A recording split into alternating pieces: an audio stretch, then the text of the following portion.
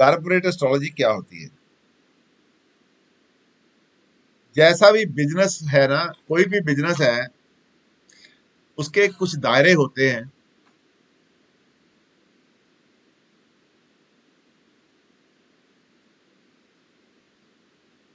जैसे सबसे पहले वो बिजनेस होता है कि किसी की दुकान है, वो अकेला आदमी उस दुकान को चला रहा है। किसी की फैक्ट्री है, वो अकेला आदमी फैक्ट्री को चला रहा है।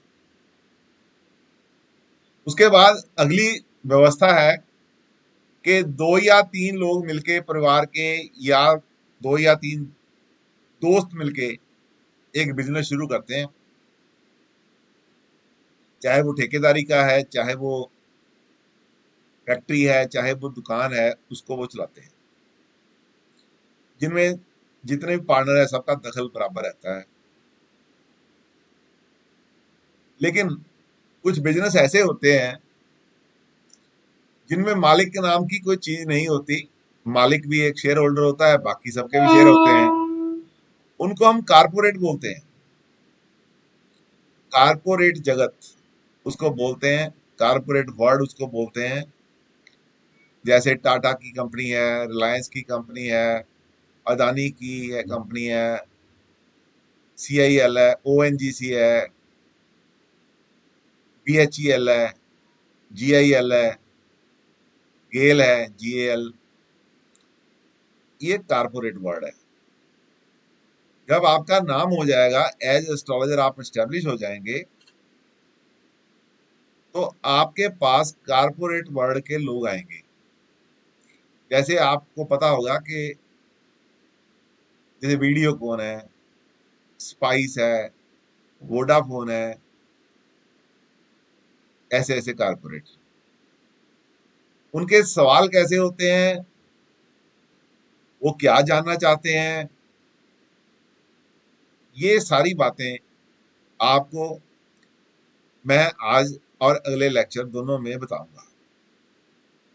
यदि आपका इंटरेस्ट इसमें बन गया कारपोरेट एस्ट्रोलॉजी में, तो इसके 3-4 पीरियड लगेंगे, तब आपको ये पूरा सिलेबस हो जाएगा इसका। तो जड़ा जो बड़ा कारपोरेट होता है, उसमें एक पोस्ट होती है CEO। उसका चीफ एग्जीक्यूटिव ऑफिसर पूरा नाम है, चीफ एग्जीक्यूटिव ऑफिसर, जिसको हम शॉर्ट फॉर्म में CEO बोलते हैं। कुछ घराने ऐसे हैं जिन्होंने CEO अपॉइंट किए हैं। जैसे आज ही आपने न्यूज देखी होगी कि महिंद्रा एंड महिंद्रा ने सबसे पहले जो उनके अभी MD थे, वो 27 साल के बाद रिटायर हो रहे हैं, उन्होंने एक इंसान को अपॉइंट कर दिया as CEO of the company. जैसे टाटा ने पहले मिस्त्री को किया था, बाद में दूसरी को किया, मारुति ने भार्गव जी को किया हुआ है। ऐसे ऐसे CEO अपॉइंट कर सकते हैं। वो CEO among the share holder भी हो सकता है, वो CEO MD खुद भी हो सकता है, वो CEO चेयरमैन खुद भी हो सकता है। कुल मिला के जिसके पास भी पावर्स हैं, वो चीफ एग्जीक्यूटिव ऑफिसर होता है। उसके पास कंपनी के हर तरह के बिजनेस को हैंडल करने की पावर होती है। फाइनेंशियल पावर्स के साथ साथ उसको ह्यूमन रिसोर्सेज की पावर भी उसके पास होती है। हर तरह की पावर एक जैसे एक प्राइवेट दुकानदार के पास अपने बिजनेस को चलाने के लिए होती है, इसी तरह CEO को भी वो पावरें हासिल होती हैं। फर्क केवल इतना होता है, CEO को कंपनी के एजेंडे में चलना होता है। कंपनी द्वारा पार किए हुए जो मेमोरेंडम है, उनके अंदर ही, उन रूल्स के अंदर ही चलना होता है जो कंपनी के बोर्ड ऑफ डायरेक्टर ने पास किए हैं। तो उस CEO को अपॉइंट करना एक बहुत बड़ी बात होती है। कारपोरेट इसके लिए एस्ट्रोलॉजर्स की सहायता लेता है। बहुत से एस्ट्रोलॉजर हैं जो कारपोरेट एस्ट्रोलॉजी करते हैं, और बहुत बड़ी बड़ी फीस लेके वो उनके CEO और HOD, जितने भी HOD होते हैं, उनका उनकी सिलेक्शन के बाद, ओरली वैसे 2 या 3 बंदे सपोज करो CEO के लिए सिलेक्ट कर लिए, उसके बाद उन दो में तीन में से एक बंदा छांटना होता है जो सबसे बेस्ट है कंपनी के लिए। वो छांटना होता है, वो आप जैसे पढ़े लिखे एस्ट्रोलॉजरों का काम है। और जैसे कोई एक प्रोडक्शन के लिए बंदा देखना है, उन्होंने उसके लिए बंदा छांटना है। पांच चार बंदे पैनल में हैं, उनमें से एक छांट के देना है, जो आपका काम है। ये जो काम है बड़ा ही इंटरेस्टिंग भी है और बड़ा ही नॉलेजेबल काम है। बहुत नॉलेज के बाद ही आप ऐसा ले सकते हैं, क्योंकि किसी एक कंपनी का हजारों करोड़ रुपए का पैसा आपकी समझ के ऊपर है। तो मैं आपको वो बताने जा रहा हूं कि कैसे आप उसको सेलेक्ट करते हैं। ये काम आप छोटे लेवल पे भी कर सकते हैं, बड़े लेवल पे भी कर सकते हैं। जैसा भी क्लाइंट आपका है, एक ऐसा भी हो सकता है कि एक होटल का मालिक आपके पास आया, एक मैंने जीएम रखना है जी, आप उसके बारे में बताएं मुझे, क्या मुझे सूट करेगा। हो सकता है कोई छोटी फैक्ट्री है, उसकी करोड़ों में टर्नओवर है, वो चाहते हैं कि उनको सीईओ रखना है, तो सारे काम करे। प्रमोटर जो है थोड़ा रेस्ट करना चाहते हैं, थोड़ा बड़े हो गए हैं, उम्र बड़ी हो गई है, जैसे महिंद्रा एंड महिंद्रा समूह की हुई है या टाटा की हुई है। तो ऐसे में वो अपने पास आपके पास आएंगे। तो आपको कौन कौन सी खूबियां उसमें देखनी है, क्या क्या देखना है, उसके लिए क्या क्या होना चाहिए, पहले मैं आपको ये बताता हूं कि in the eyes of astrology, horoscope of the CEO of the corporate becomes important and should be studied closely। क्या है, बहुत ध्यान से आपको वो पढ़नी चाहिए। उसके लिए क्या करना है, उसके लिए करना है, उसमें फैसिलिटी एबिलिटी क्या देखनी है, रिगार्डिंग फाइनेंशियल स्टेटस। हमें क्या देखना है कि उसके ज्वाइन करने के बाद हमारी कंपनी का फाइनेंशियल स्टेटस कैसा रहेगा। पब्लिक इमेज, पब्लिक इमेज कैसी रहेगी। प्रोडक्ट लॉन्चिंग, जब कोई कंपनी नई प्रोडक्ट करती है लॉन्च, तो उसको लॉन्चिंग क्या ये बंदा ठीक से कर सकेगा। हैंडलिंग ऑफ एचआर डिपार्टमेंट, जो सबसे इंपॉर्टेंट होता है, कभी लेबर की स्ट्राइक तो नहीं हो जाएगी इसके आने से, या ये लेबर को प्रॉपर तरीके से हैंडल कर लेगा, कहीं कल को हमारे को स्ट्राइक का सामना न करना पड़ जाए। और सबसे इंपॉर्टेंट लेजन एबिलिटी, क्या ये इंसान दूसरे जिनसे हमारा काम पड़ता है, जिन महकमे से हमारा काम पड़ता है, जिन लोगों से हमारा काम पड़ता है, उनसे काम निकलवा पाएगा या नहीं। और दूसरी बात, जिस कंपनी जिस प्रोडक्ट को डील करती है, horoscope of the COE, CEO sorry, CEO should signify the products deal by, should signify the products company deals with।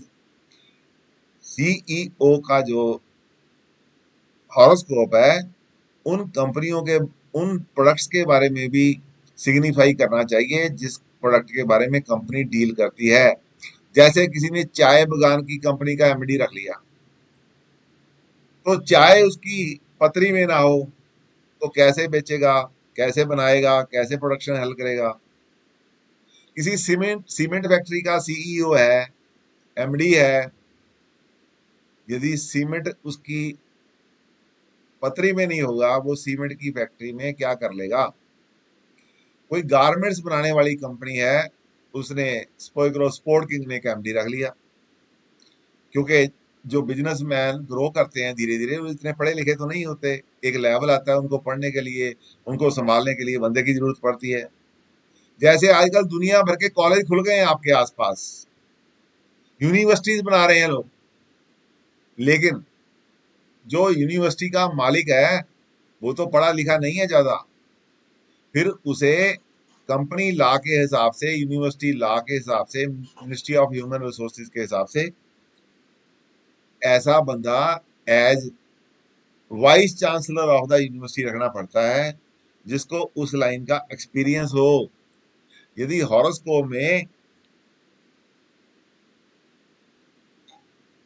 Education का एक्सपीरियंस नहीं होगा, एजुकेशन सिग्निफाई नहीं करेगा, तो वो यूनिवर्सिटी को कैसे चलाएगा? तो ये कुछ चीजें हैं जो आपके काम की हैं। अब क्या है, सबसे पहले financial health of the company, ये देखना है कि इस बंदे के ज्वाइन करने के बाद कंपनी की फाइनेंशियल हेल्थ कैसी रहेगी। फाइनेंशियल हेल्थ के लिए क्या होना चाहिए सीईओ की कंपनी पत्री में? CEO of the company can be an instrumental in strengthening the financial growth of the company। CEO की नीतियां जो होती हैं, उसके काम करने का ढंग होता है, उसको हैंडल करने का ढंग होता है, जो जो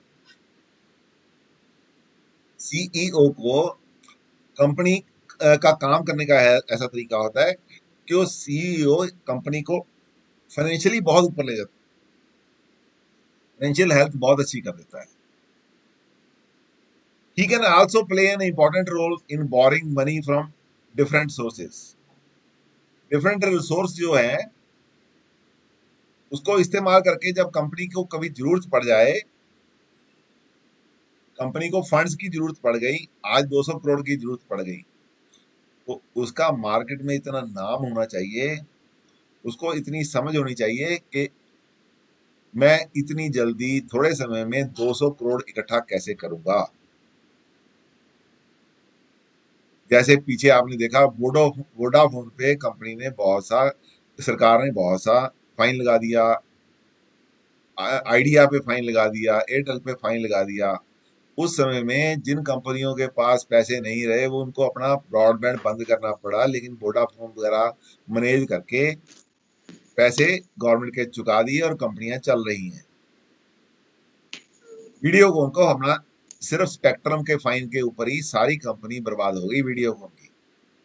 तो ऐसे समय में जो एमडी होता है, सीईओ होता है, उसकी एबिलिटी पे ऊपर डिपेंड करता है कि वो मुश्किल समय में जब कंपनी को पैसे की जरूरत हो, वो कंपनी के लिए पैसा इकट्ठा कर सके, किसी भी तरीके से बैंक से लाए, शेयर फ्लोट करके लाए, बोरिंग करे दूसरे कंपनियों से, किसी भी तरीके से।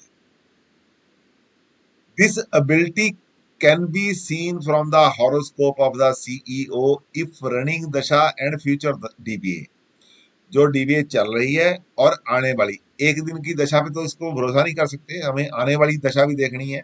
सपोज करो किसी की सैटर्न की दशा है, 2 साल चलेगी, उसके बाद बृहस्पति की दशा, उसके बाद बुध की दशा आनी है, हमें बुध की दशा भी देखनी पड़ेगी जिसने 17 साल चलना है, तो वो भी दशा देखनी पड़ेगी। कंपनी को लॉन्ग टर्म देखना पड़ेगा कि लंबे अरसे तक कंपनी का सीईओ कैसे संभालेगा इसको। तो वो क्या हुआ, उसके लिए 2-11, 2-6-11, 2-8-11, 2-5-11, 2-11 कंपनी के रिसोर्सेज से, अपने ही रिसोर्सेज से पैसा करना इकट्ठा। 2-8-11 कंपनी के अपने रिसोर्सेज को गिरवी रख के पैसा इकट्ठा करना। 2-8-11 कंपनी को किसी और से अपने रिसोर्सेज के ऊपर लोन लेके देना। अपने पास शेयर है, उनको शेयर को मार्केट में आजकल चलन चला हुआ है, बड़ी कंपनियों वाले अपने शेयर मार्केट में गिरवी रख देते हैं, कंपनियों के पास गिरवी रख देते हैं, बैंक भी शेयर लेते हैं, तो उनको शेयर्स को उधर गिरवी रख के पैसे का लेना, जो बाद में छुड़वा लेना। 2-6-11 बैंक से ले लेना, 2-5-11 शेयर मार्केट से ले लेना, शेयर फ्लोट करके ले लेना, अपनी इक्विटी फ्लोट करके ले लेना, म्यूचुअल फंड फ्लोट करके ले लेना। He should also, we should also see that Karka planet Mercury and Jupiter, mercury बुद्धि के लिए, जुपिटर डिवाइन पावर के लिए, उसका काफी स्ट्रॉन्ग एंड कंफर्टेबल होना चाहिए। दूसरा पॉइंट है enhancing the image of the company, enhancing the image of the company. Company की इमेज को एनहांस वही सीईओ कर सकता है जिसका दशा सिस्टम, आने वाली दशा और करंट दशा 5-10-11, 10-11 बता रही हो। 10वां मान सम्मान है, 5वां उस मान सम्मान को पब्लिक में दिखाने की कला।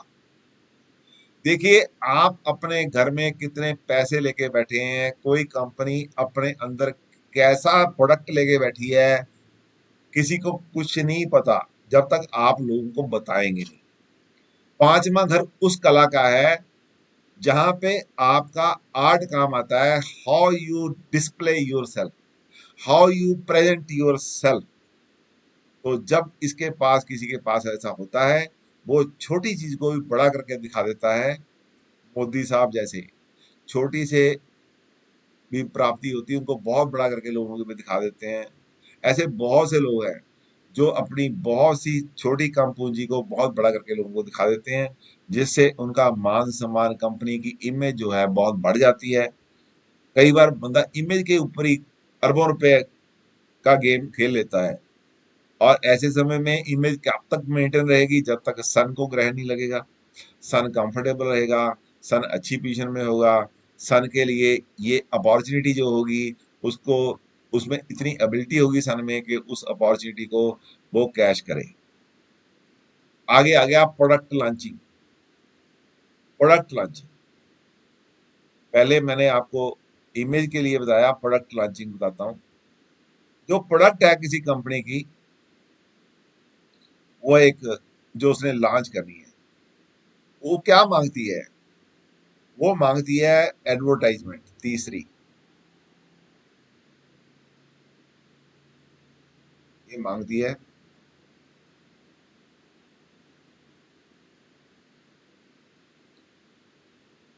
तीसरा घर, यहाँ भी आप तीन नोट कर लो साथ में।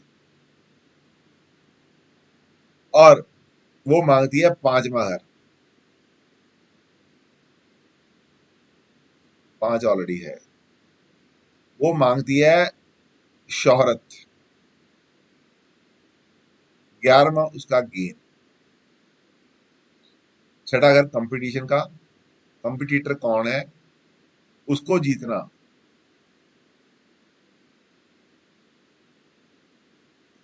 जिस सीईओ की पत्री, सीईओ में Budh, planet Budh, mercury,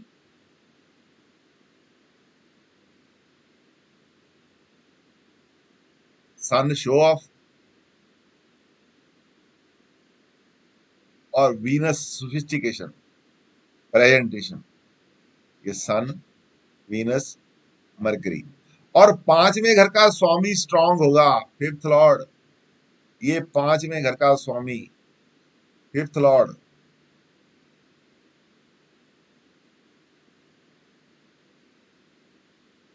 strong होगा। वो इंसान प्रोडक्ट लॉन्चिंग में बेस्ट होगा।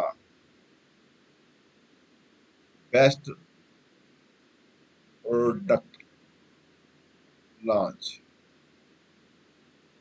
एडवर्टाइजमेंट कराया, मीडिया का इस्तेमाल किया। मीडिया वीनस है, थर्ड हाउस, वीनस, ये दोनों मिलके बने मीडिया एंड एडवर्टाइजमेंट। कंपटीटर में क्या खूबियां हैं, क्या नुकसान है, उनका एनालिसिस ऑफ कंपटीटर।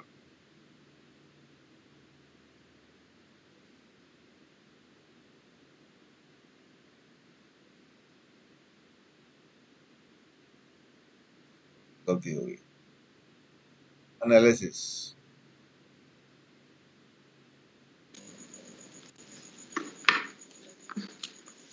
सर, हाँ जी, सर इसी चार्ट में से कॉम्पिटिटर एनालिसिस का पता लग जाएगा? लग जाएगा। अच्छा, लग जाएगा। एनालिसिस, एनालिसिस ऑफ, एनालिसिस की स्पेलिंग बोलना कोई। ANALYSIS। Analysis of competitor.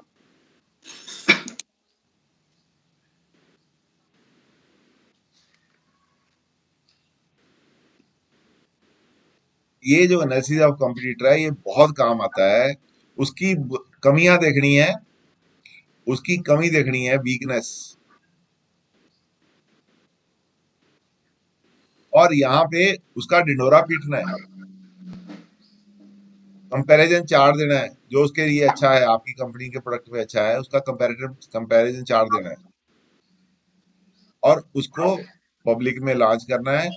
ये काम करने वाला है सन, वीनस एंड मरकरी टुगेदर। इसलिए सन, वीनस, मरकरी किसकी शय पे करेगा काम? ये फिफ्थ लॉर्ड की शय पे। जिसके पास दिल होगा, दिल, दिल, दिल क्या है? हौसला, हौसला है एडवर्टाइजमेंट करने का। हौसला किसके पास होता है? Risk taking capacity. जो रिस्क टेकिंग कैपेसिटी है, रिस्क टेकिंग कैपेसिटी किसके पास होती है? फिफ्थ लॉर्ड के पास। हाँ, वेरी गुड। मार्स। नहीं नहीं, वो नहीं होती। फिफ्थ लॉर्ड, ये फिफ्थ लॉर्ड, वो अच्छा प्रोडक्ट लॉन्चर बन जाएगा जी, वो अच्छा प्रोडक्ट लॉन्चर बन जाएगा। ठीक है जी। अब आपको आगे आते हैं,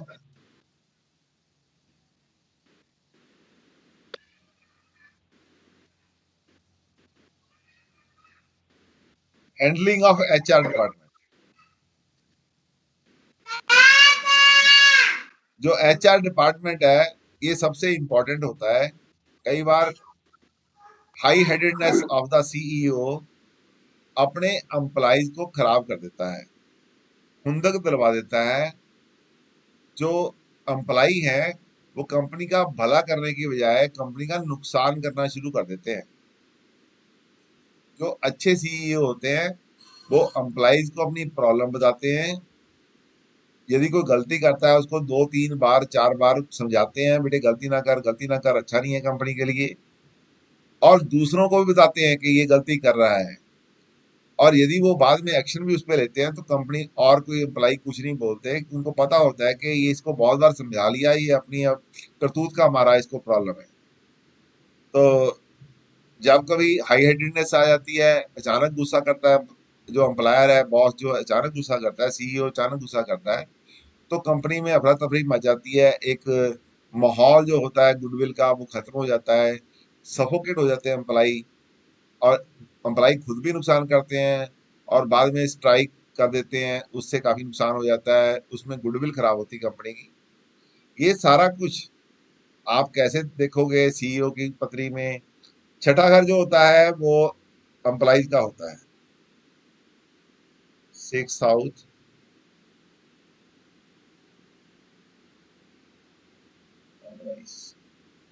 ठीक है। और इसमें क्या होता है, गुडविल कैसी होती है एम्प्लॉइज में? ये 6 10 11 बोलता है, 6 11 बोलता है, 6 11, 6 10 11 सीईओ की गुडविल रहेगी। लेकिन इसके साथ एम्प्लॉइज का कार का प्लांट कौन है? सैटर्न है। सैटर्न कार का प्लांट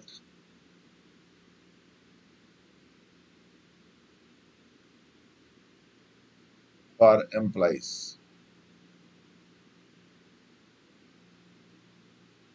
और साथ में क्या है? सन। साथ में दूसरा, दूसरा है जुपिटर। जुपिटर, ये जुपिटर का कंफर्टेबल होना ये बताता है कि CEO is very ethical. Ethical, ये आपको एथिक्स देता है, एम्प्लॉइज के साथ कैसे बिहेव करना है, अच्छा बिहेव करना है, बुरा करना है, ये आपके एथिक्स आपको समझाता है। और प्रॉब्लम के समय में हल कैसे करना है ये भी आपको बताता है। क्योंकि कालपुरुष की कुंडली में 9वें घर का मालिक है जुपिटर। 9वां घर समझ का है, 9वां घर इंट्यूटिव सेंस का है। आपको अपनी इंट्यूटिव सेंस से काम लेना है, उस समय आपको कोई बताने वाला नहीं है। नीचे वाले की फीडबैक, एचआर डिपार्टमेंट की फीडबैक, जीएम की फीडबैक, और बहुत से बंदों की फीडबैक, यूनियन वालों की फीडबैक को आपने आप खुद एनालाइज करना है। खुद एनालाइज करना है। ये आपको एथिकल सेंस के साथ ही एनालाइज करेंगे, पेशेंस के साथ। सैटर्न कार का फर्ज पेशेंस है, ये पेशेंस का भी मालिक है, पेशेंस का मालिक है। तो इस तरीके से जिसकी हॉरोस्कोप में ये होगा तो वो बड़े आराम से ही संभाल लेगा। अब उसके बाद बारी आती है लेजनिंग एबिलिटी की। कितने पैसे मैं डाल लूंगी बाकी। उसके बाद आती है बारी लेजनिंग की। लेजनिंग एबिलिटी जो सबसे इंपॉर्टेंट बात है, यदि कंपनी क्राइसिस में है, लेबर की प्रॉब्लम आ गई है, ट्रांसपोर्ट की प्रॉब्लम आ गई है, किसी लाइसेंस की प्रॉब्लम आ गई है, पोल्यूशन की प्रॉब्लम आ गई है, बिजली की प्रॉब्लम आ गई है, जिसका नाम प्रॉब्लम है कोई भी आ गई है। ऐसा इंडस्ट्री में कारपोरेट्स में होता रहता है, जैसा कारपोरेट है वैसी प्रॉब्लम्स होती हैं। कोई काम सेंट्रल गवर्नमेंट से निकलता है, कोई काम स्टेट गवर्नमेंट से निकलता है, कोई काम सेंट्रल गवर्नमेंट के अधिकारियों से लेना होता है, कोई काम मंत्री से लेना होता है, कोई काम संतरी से लेना होता है। वहां पे आपकी जो लेजनिंग एबिलिटी है वो सबसे ज्यादा महत्वपूर्ण है। उसके लिए दो तीन बातों की जरूरत होती है। सबसे पहले तो आपकी कम्युनिकेशन इतनी इफेक्टिव होनी चाहिए, तीसरे घर की कम्युनिकेशन।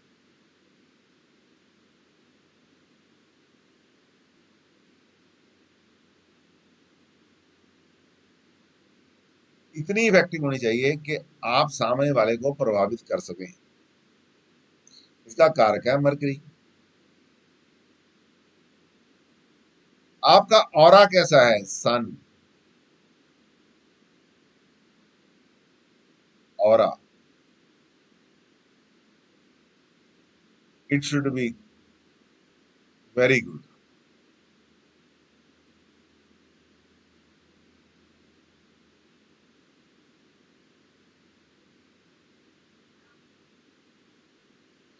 जितनी ज्यादा कम्युनिकेशन अच्छी होगी, जितना ज्यादा सूर्य अच्छा होगा। पांचवा घर 3 6 11 तो है ही, साथ में पांचवा घर यदि अच्छा होता है तो ये लेजनिंग एबिलिटी के लिए बहुत अच्छा होता है।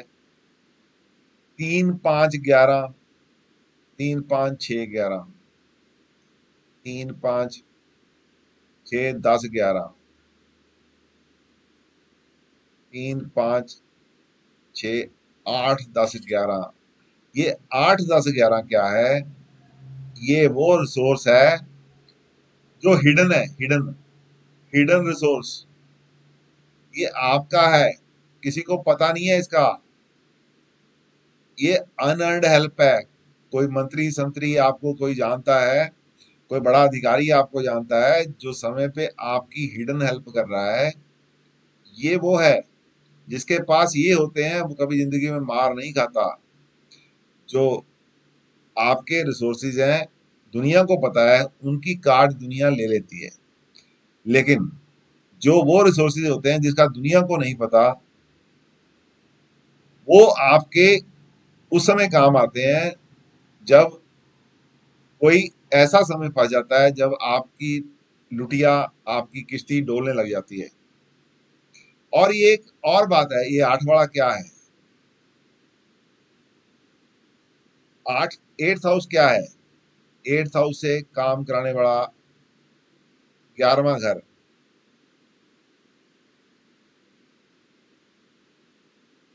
साम दंड भेद। कोई भी कारण हो, कोई भी रिसोर्स हो जिसका पैसे से चलता है पैसे का, और कोई ऑब्लिगेशन से चलता है, गिफ्ट से चलता है गिफ्ट का, और किसी का अनफेयर मीन से चलता है उसका दंड। यदि किसी प्रेशर से चलाना है तो प्रेशर का, दो फाड़ करके चलाना है भेद, कूट डाल के। ये सारी चीजों में उसको महारत हासिल होनी चाहिए, तब वो एक अच्छा बेस्ट सीईओ कहला सकता है। बेस्ट सीईओ की ये डेफिनेशन है जो मैंने आपको दी है। और उसके बाद जो बड़ी बात है, जो प्रोडक्ट है आपका, क्या वो उसके काबिल है? आपका जो प्रोडक्ट है, आप बनाते हैं सीमेंट।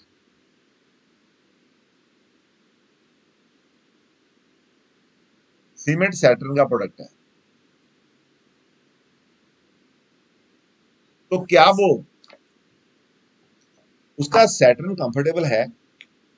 क्या दशा मुक्ति में, प्रोफेशन में सैटर्न के साथ उसका कुछ जुड़ा हुआ है? ये हमने पहले देख लेना है। कंपनी जो बनाती है उसके साथ उसका संबंध होना बहुत जरूरी है, तभी वो जस्टिस कर पाएगा। सपोज करो माइनिंग का काम है, कंपनी का काम ऐसा है जैसे आयरन ओर है, आयरन ओर का काम है, एल्यूमिनियम ओर का काम है, एल्यूमिनियम की कंपनी है, कॉपर की कंपनी है, और कोई कई तरह के मिनरल्स की कंपनी है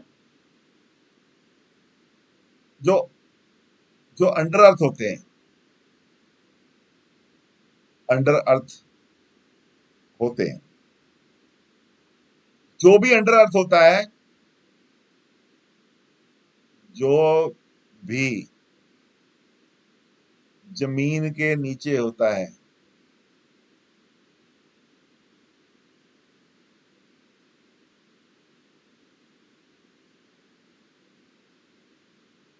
वह सैटर्न के अंडर आता है।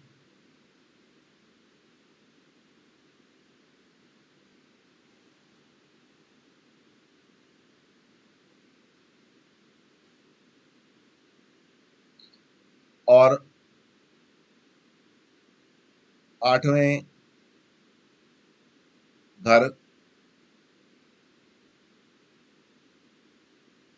का होता है। ऐसे में क्या होना चाहिए? सैटर्न पावरफुल,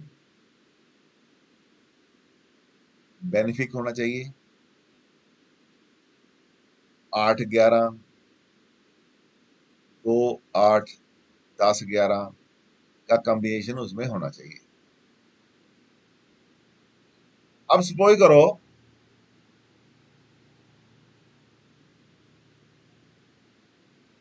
इंपोर्ट एक्सपोर्ट का काम है, गारमेंट एक्सपोर्ट।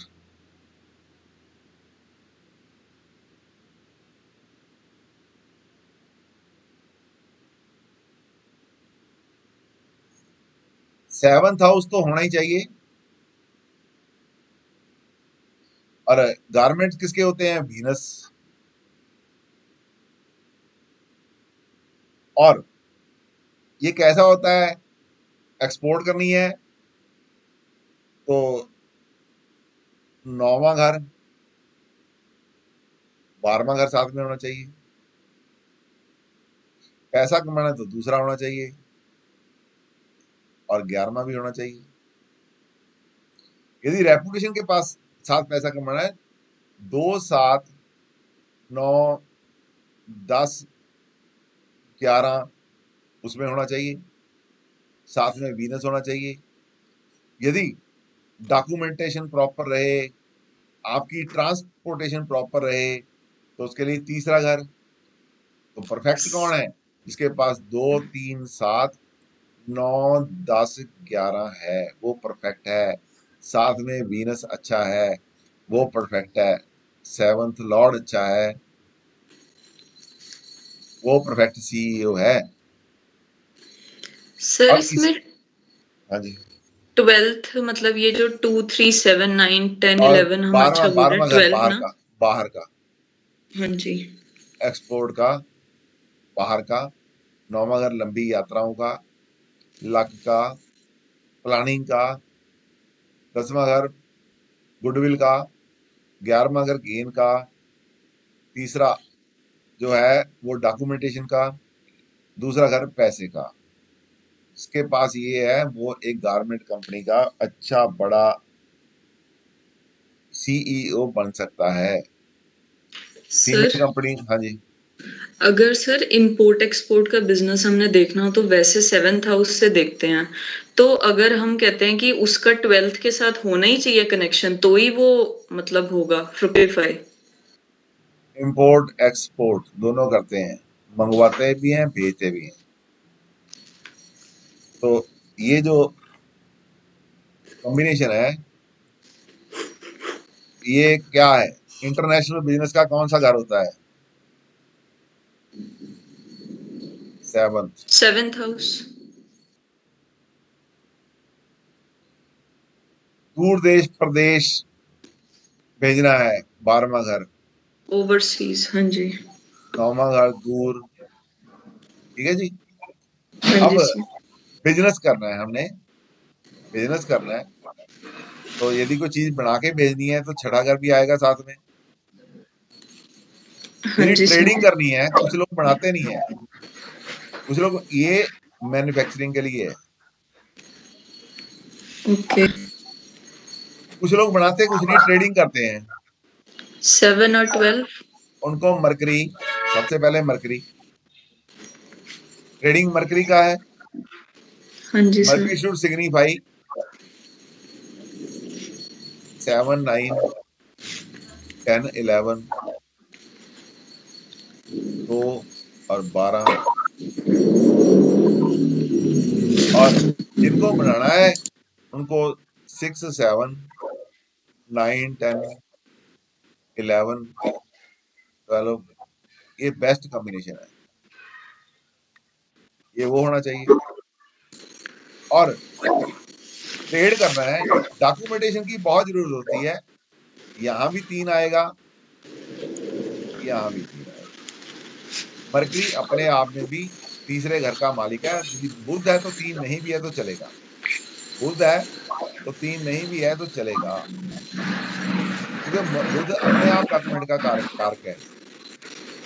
तो उस समय हमें देखना चाहिए कि किस चीज की इंपोर्ट एक्सपोर्ट कर रहे हैं, क्या वो किस चीज में आते हैं। चावल, राइस एक्सपोर्ट करने हैं, राइस,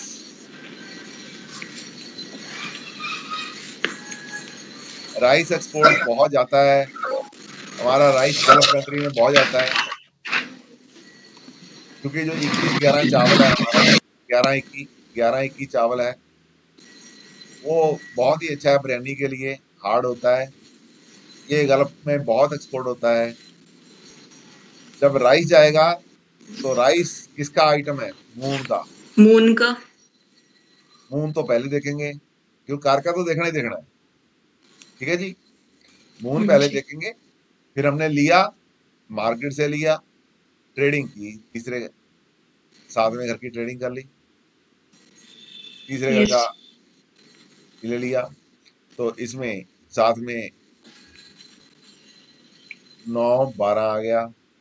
9 ना भी हो तो कोई बात नहीं, कई बार आप खुद नहीं जाते, 12 तो होना चाहिए। इंटरनेशनल ट्रेड है तो ये भी हो जाएगा, किसी के ऐसा नहीं होगा 2, किसी ऐसा भी कॉम्बिनेशन होगा 2, 3, 7, 11, ऐसे बंदे पैसे कमाते रहेंगे। अब आज की बात तो ये हुई है कि मैंने आपको ये बताया है कि कारपोरेट का सीईओ कैसे रखते हैं। ये बनाया मैंने आपको नाड़ी एस्ट्रोलॉजी से, नाड़ी एस्ट्रोलॉजी के सिग्निफिकेटर से। लेकिन इसके बहुत सी चीजें हैं जो वैदिक एस्ट्रोलॉजी में देखनी पड़ती हैं साथ में। कई बार ऐसे भी लोग हैं जिनके पास बहुत अच्छा ज्ञान है, बहुत अच्छा काम कर रहे हैं, डायरेक्ट सीईओ, उनके पास ये जो कॉम्बिनेशन है सीधे तरीके से नहीं है। तो उनको कैसे देखना है?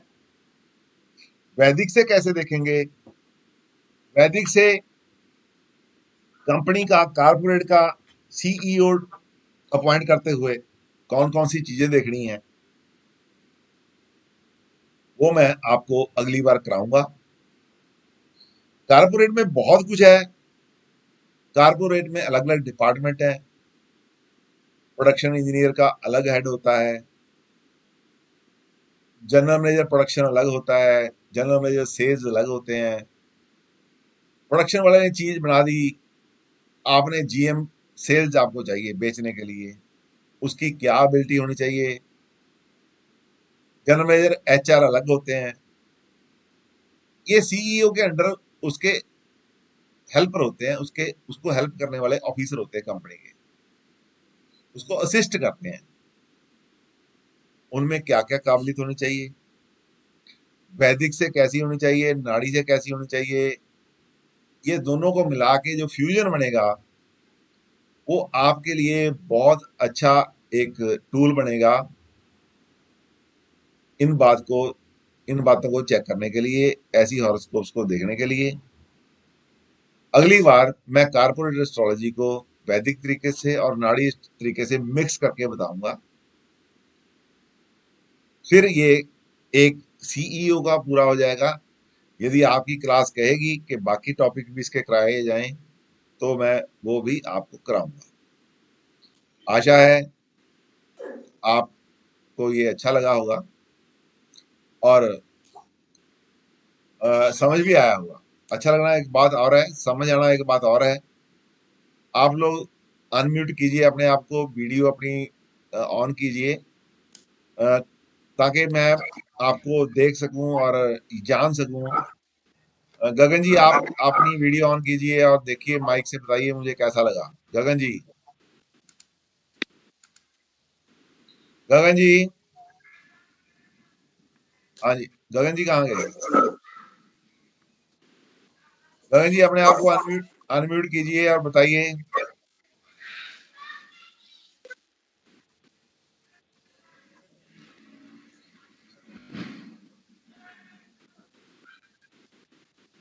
कि कैसा लगा आपको? कंगन बजाज बताइए। अवनीश कालरा बताइए। सर बहुत बढ़िया लगा, बहुत अच्छा समझ आया सर। अरे कंगन बेटे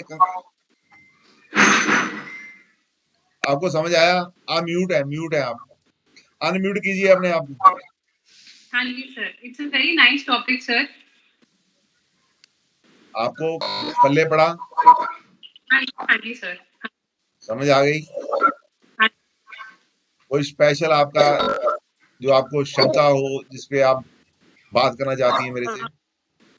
नहीं सर, वो आई थिंक जैसे जैसे हम करते हैं कि अगर कोई क्वेश्चन आएगा तो I will ask. Okay, Mohini बेटे, हाँ जी मोहिनी। सर, हाँ जी सर, हाँ जी सर, बहुत अच्छा टॉपिक है ये एंड मतलब इट इज वेरी हेल्पफुल। मतलब I would love if we do it in detail आगे भी ना, जैसे अभी हम सीईओस क्या कर रहे हैं, तो ये तो एक बहुत ही ज्यादा रिलेटेबल टॉपिक है एंड मतलब मेरे को बहुत अच्छा लग रहा है सर ये टॉपिक। सिद्धार्थ फिरोजपुर, सिद्धार्थ फिरोजपुर, सिद्धार्थ बोलो भाई। सिद्धार्थ, पुनीत बदवा। Hello sir. हाँ जी पुनीत जी, कैसा लगा आपको? सर बहुत अच्छा था सर, वेरी क्या नाइस। इस टॉपिक को डिटेल में करना चाहेंगे? बिल्कुल सर, बिल्कुल। काफी सर ये मतलब थोड़ा सा डिफरेंट टॉपिक भी हो गया, मतलब हमारे जो बुक्स जो आपने जो दी थी, मैंने सोचा भी नहीं था कि इसके रिलेटेड भी मतलब क्वेश्चंस आ सकते हैं। चलो, आपको अच्छा लगा, अच्छी बात है। इसको हमें क्लियर करना चाहिए, आगे डिटेल में करना चाहिए। Absolutely sir. आपका समय खराब तो नहीं होगा इससे? नहीं नहीं सर, बिल्कुल भी नहीं। चलो ठीक है। आज घर सिंह नहीं दिखाई देते, घर सिंह जी आज है नहीं? हाँ जी, यू आर हेयर। चलो लॉगिन तो किया था, अच्छा, उसकी दूसरी क्लास ना शुरू हुई हो। चलो क्लास शुरू हो गई और समझ लूंगा आपका। अच्छा जी, फिर मिलते हैं। आपको करोल जी कैसा लगा? ठीक है जी, बहुत बढ़िया, एक्सलेंट, सुपर। मैंने तो इनको पहले कहा था कि जो भी होगा बहुत आनंददायक होगा। चलो, आनंद आया आपको? हाँ जी सर, बहुत आया जी। Thank you, thank you. Thank you sir. Okay जी, प्रणाम।